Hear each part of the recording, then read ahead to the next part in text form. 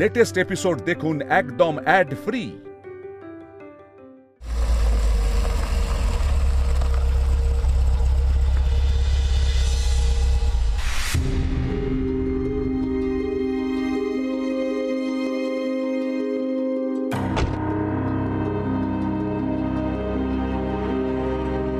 গুগলি কোথায় গেল বলো তো? গুগলিটা এখানে তো থাকে। গুগলি, গুগলি, এই গুগলি, গুগলি, গুগলি। ধ্রুব, আমাদের আসতে অনেকটা দেরি হয়ে গেল। গুগলি, গুগলি, গুগলি, গুগলি, এই তো কোথায় গেছিলি মা? আমি তোকে ডাকছি তখন থেকে।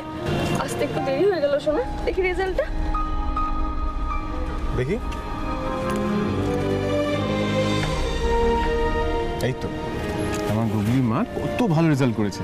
আমি তো জানতাম আমার গুগলি ফার্স্ট হবে। আমার সোনা মেয়ে গুগলি, আমি জানতাম তুই খুব ভালো রেজাল্ট করবি।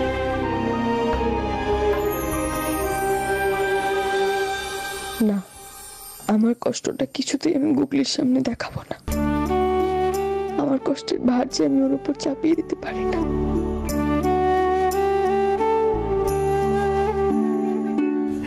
বাড়ি চল, বাড়ি গিয়ে তোকে আমি পায়েস বানিয়ে খাওয়াবো, কেমন গুগলি? আয় কিন্তু বাবু, চল চল।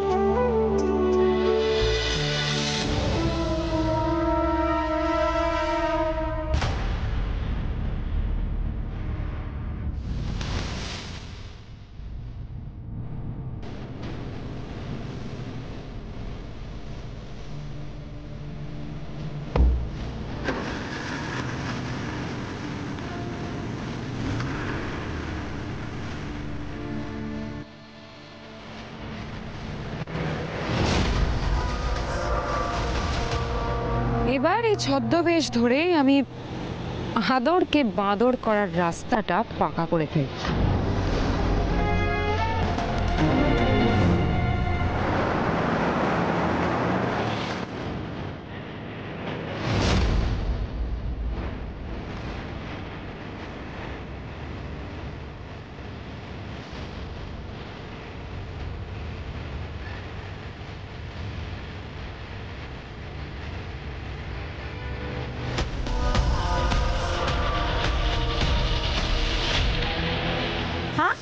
बात सुनबी ना मार, बात सुनबी ना? एतो मार मारबो ना पीछे छड़ी भांगबो। আমার নাম রজনী, মনে রাখিস। চল যা যা। और इसको देखो पी के सोया है। রজনী,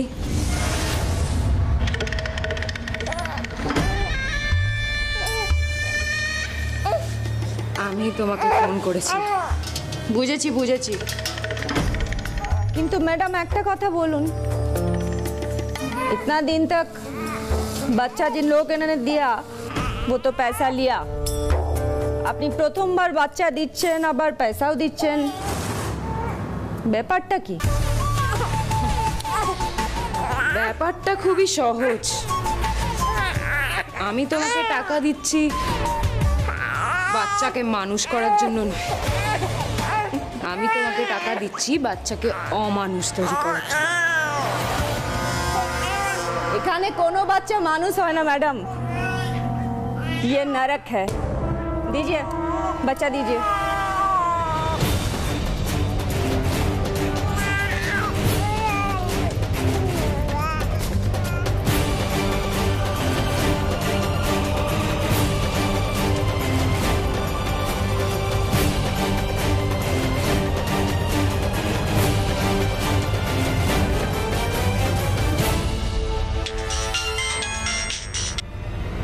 হ্যাঁ অনামিকা বলো। কাজ হয়ে গেছে রনক, আদর এখন নরকে। তুমি ঠিক যেমনটা চেয়েছিলে ও ঠিক সেইভাবেই বড় হবে। গুড জব অনামিকা। ওই ছেলে দিয়েই আমি কাঁটা দিয়ে কাঁটা তুলব। আদরই হবে আমার তুরুপের তাস। আরে অর্ক, ইন্দ্ররা এখন আসছে না কেন? ও তো বলে গেল যে ও আর মিতুল মিলে গুগলিকে স্কুল থেকে আনতে যাবে। না গো দাদু, ইন্দ্র আমাকে ফোন করেছিল। ও বললো যে অসীমা ম্যাডাম ওকে ফোন করে জানিয়েছে একটা বাচ্চার খোঁজ পাওয়া গেছে, ওরা সেখানেই গেছে। ওই তো ওরা এসে গেছে। মিতুল, মিতুল, তোদের নাকি অসীমা ম্যাডাম ফোন করে একটা বাচ্চার হদিস দিয়েছিল, তোরা সেখানেই গেছিলিস তো? কি হলো বল না।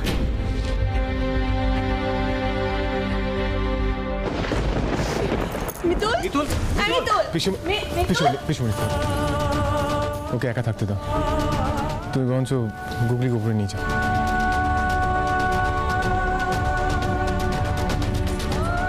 গুগলি, এসো আমার সঙ্গে।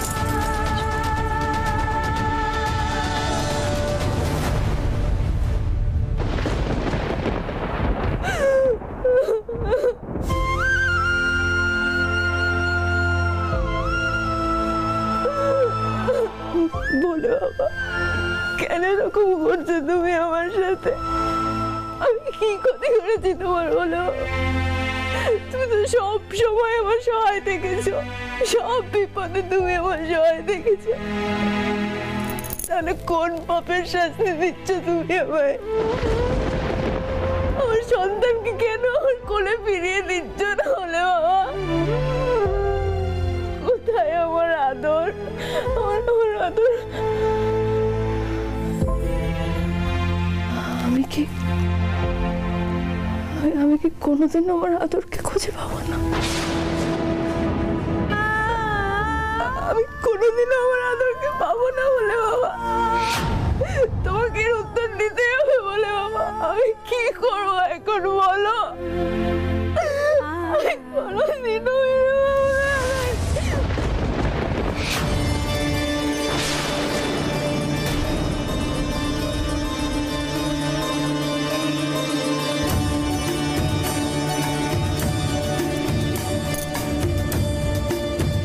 কিসের ইঙ্গিত বলে বাবা? আমার আদর আমার কাছে ফিরে আসবে? কোথায় আমার আদর? কোথায় আমার আদর?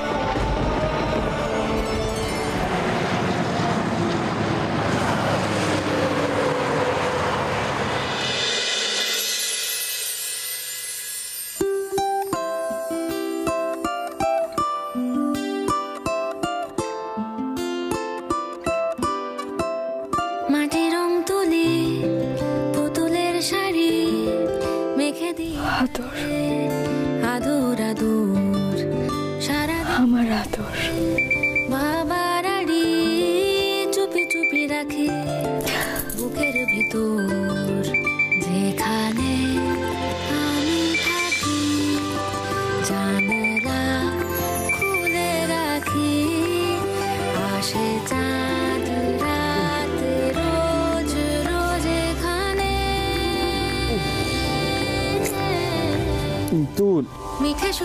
রোজ সকালে তোমার এই মুখে আলো ফেলে ঘুমটা ভাঙানো অভ্যাসটা গেল না।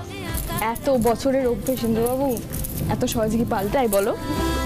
প্রত্যেকদিন সকালবেলা তুমি এভাবে অ্যালার্ম হাতড়াবে আর আমি তোমাকে এইভাবে জ্বালাবো? Happy anniversary. ও থ্যাংক ইউ ডার্লিং।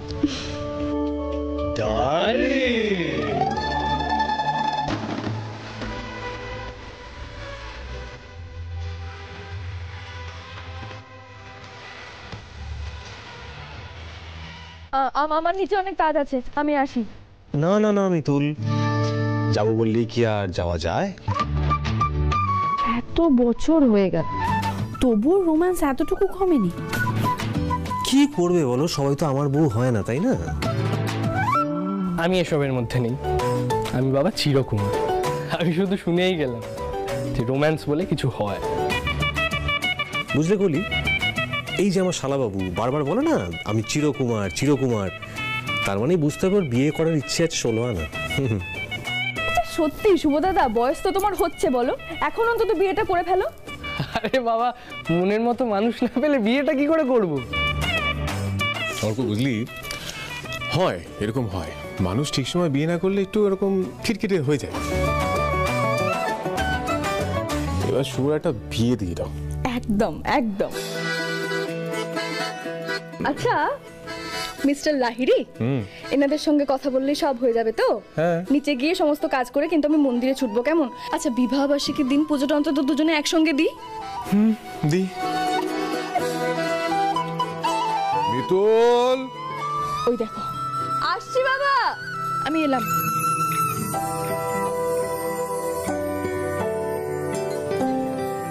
পঞ্চাদা মালাটা নিয়ে এসেছো তো?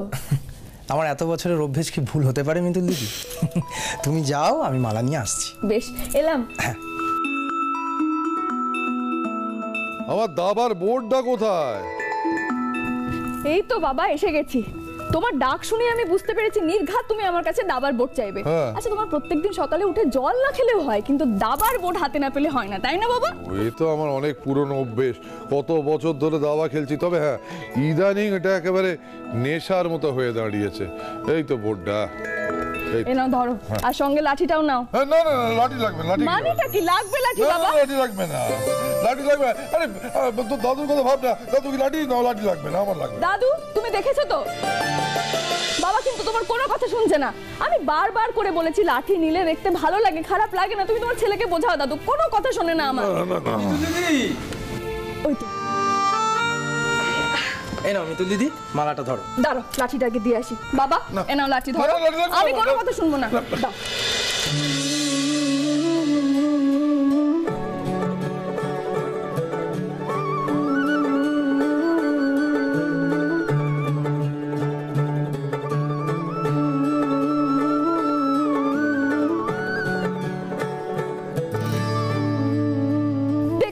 আমি জানতাম তুমি লাঠি না নিয়ে বেরোবে। কেন কোনো কথা শোনো না আমার বাবা? আমার লাঠি লাগবে না বলছি তো। আরে মিতুল, দেখো না, ঠিক তোদের মতো ওই লাঠি নিয়ে ঝামেলা হচ্ছে, তাই তো? যা ভেবেছি তাই। ওরা না আর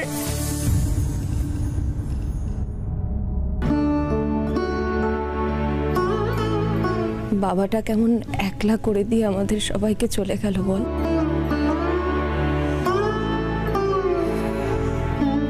তুমি আবার মন খারাপ করছো? আমি বলেছি না একদম মন খারাপ করবে না পিসিমণি। দাদু সব সময় আমাদের সঙ্গেই থাকে পিসিমণি, একদম যেন তোমার মুখে আমি এই কথা না শুনি, কেমন? ঠিক আছে, আর বলবো না। এই তো দেখ না, এই ছবিটাতে বাবাকে কেমন প্রাণোচ্ছল দেখাচ্ছে। হ্যাঁ, এই কথাটাই আমি বলছিলাম। হ্যাঁ আচ্ছা সুমি, তুই বল, বাবা কোনোদিন লাঠি নিয়ে হেঁটেছে? আমি কেন লাঠি নিয়ে হাঁটবো? এমনকি তুই মাকে দেখ, মা পর্যন্ত লাঠি ছাড়া কি সুন্দর হেঁটে বেড়ায়, আমার কেন লাঠি রাখবে? এটাই তো কথা। কি ঠাম্মি লাঠি ছাড়া কি সুন্দর হেঁটে বেড়ায়, তুমি তো সেটা পারো না বাবা। ঠাম্মি তো বেশি বাড়ির বাইরে বেরোয় না, বেরো তো তুমি, আর বেরোলেও ঠাম্মি দুমদাম করে তোমার মতো পড়ে যায় না, তুমি পড়ে যাও বাবা। আমি কোথায় পড়ে যাই? আমি মোটা পড়ে এক দুবার পড়ে গেছি, সেটা পড়ে যাও বাবা। তুমি আমার কথা শুনবে না তো? না আমি শুনতে পারবো না, লাঠি নিয়ে যাও। শুনতে হবে না আমার কথা। তুমি আজ মাটন পাবে না।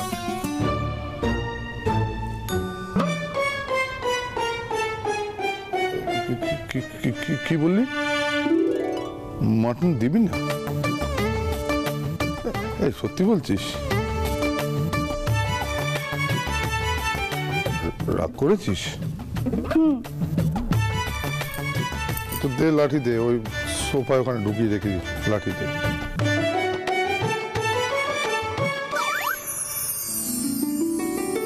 তুমি কিছু বলিস না তোরা। এই 18 বছর ধরে না মেয়েটা জেদ দেখিয়ে চলেছে আমার উপর খালি। এ নাও ধরো। হ্যাঁ শোন না। বলো না। আজ তো মিষ্টি দইও হবে, একটু দিবি?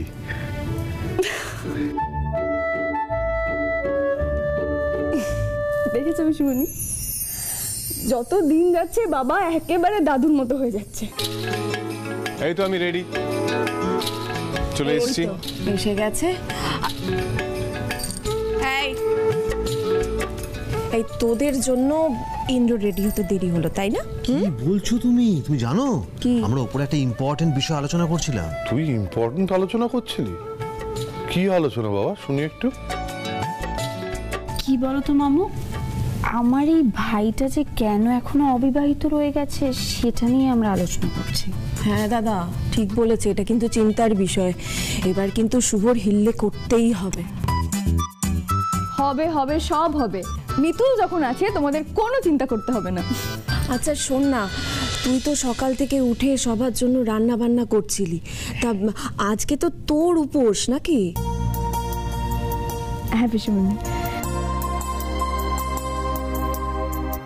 প্রত্যেক বছরের মতো এই বছরও ঠাকুরকে ভোগ চড়াবো আর কি। যদি আমার আদরকে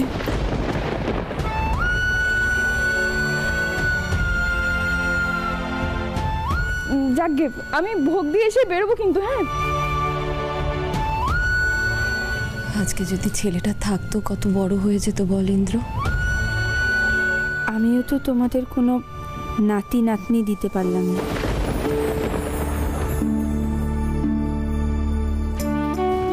পিসিমণি আমি বাইরে আছি।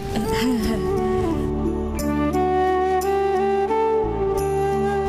মা, হ্যাঁ বলছি শোনো না, মিতুল বেরিয়ে গেলে কিন্তু আমরা বাড়িটা সাজিয়ে ফেলবো। আচ্ছা ঠিক আছে। সিরিয়াসলি এটা কিন্তু খুব ভালো আইডিয়া, মানে ওরা বাড়ি ফিরে দেখবে বাড়ি ভর্তি লোকজন।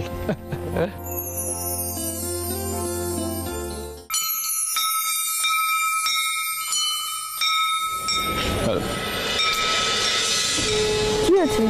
এক মিনিট।